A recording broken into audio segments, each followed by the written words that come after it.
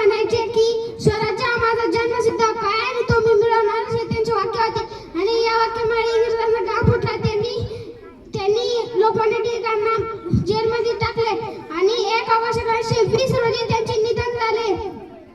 तुम्हाला माहितीये गरुड आकाशात उंच का उडतात? जेव्हा त्याचा जन्म होतो तेव्हा ते चेहरा त्याला उंच उंच आभाळात घेऊन जाते आणि आपल्या पिल्लाला खाली सोडून देते. ते पिल्लू खाली खाली येत होतं आणि म्हणत होतं, आई वाचव ना, आई वाचव ना. पण नाही वर गिरट्या घालत होती आणि ते पिल्लू खाली खाली येत होतं आणि म्हणत होतं, आता पडणार, धडणार, मरणार.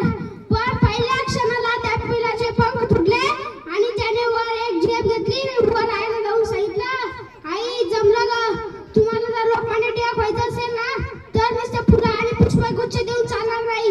तुम्हाला गरुडासारखं उंच आणि लोकमान्य टिळकांचे विचार आदर्श तुम्हाला विचारायला हवं, तर तुम्ही लोकमान्य टिळक व्हाल. सरांनी मला भाषणासाठी वेळ दिल्यामुळे